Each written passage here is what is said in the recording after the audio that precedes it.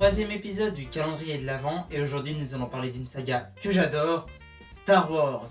Et faire une vidéo YouTube sur Star Wars c'est assez compliqué car les fans sont disons très investis. Pour certains la prélogie est une histoire tragique d'une amitié rompue et de la chute de la démocratie.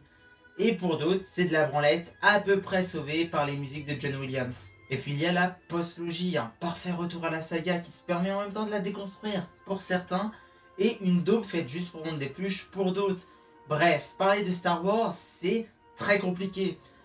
C'est pour ça qu'aujourd'hui j'ai décidé de prendre aucun risque en parlant de la trilogie originale. Et contrairement à l'âge de glace où j'ai fait la saga entière en une vidéo, là je compte revenir film par film sur 3 vidéos du coup, étalées dans tout le calendrier de l'Avent. Aujourd'hui on commence avec le premier film de la saga, alias Un Nouvel Espoir, alias l'épisode 4, alias La Guerre des Étoiles. Le film nous conte l'histoire de Luke, un jeune fermier qui ne rêve que d'une seule chose, partir de chez lui, et par le hasard du destin, il va se retrouver dans une aventure spatiale extraordinaire. Dans ce voyage, il rencontrera plusieurs amis, notamment Ben Kenobi, un vieil ermite qui se trouvera être en fait Obi-Wan Kenobi, un ancien chevalier Jedi. Les chevaliers Jedi sont des sages qui maîtrisent quelque chose appelé la Force. Cette force relie toute chose qui vit et en apprenant à la maîtriser, on peut avoir certains pouvoirs. Obi-Wan commencera à enseigner ses pouvoirs à Luke, mais malheureusement, ce ne sont pas les seuls à maîtriser cette fameuse force. Dark Vador, l'ancien apprenti d'Obi-Wan, qui, attiré par le côté obscur, a trahi les Jedi et a tué la plupart d'entre eux,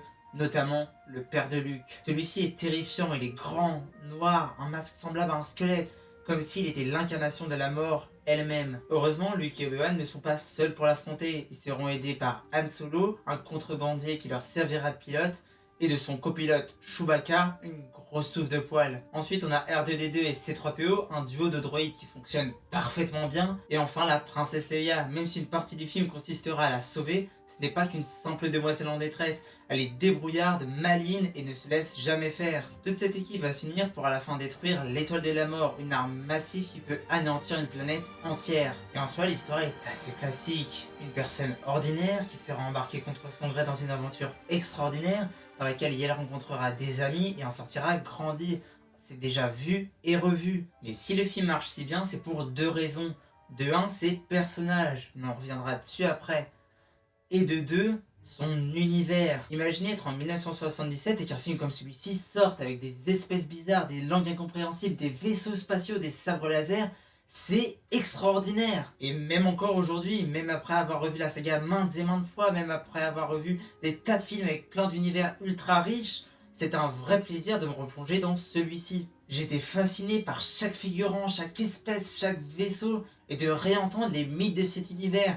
Les Jedi, Obi-Wan Kenobi, la Force, Dark Vador, l'Empire, le côté obscur. Le film te présente un univers fascinant et riche sans être barbant, il te laisse explorer son univers. Après j'ai un petit problème, ce sont les rééditions.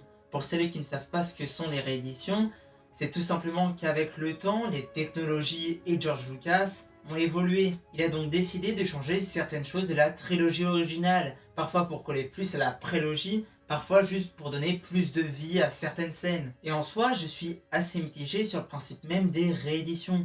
Je peux comprendre qu'on puisse vouloir changer notre œuvre parce que tout simplement on a évolué ou parce qu'il y a des nouvelles technologies qui peuvent plus se conformer à la vision qu'on avait au départ. Et en même temps, je suis d'avis qu'une œuvre appartient à son temps et que même si elle vieillit, elle témoigne de l'époque dans laquelle elle a été faite. Mais bref, c'est un sujet complexe qu'on ne réglera pas dans cette vidéo.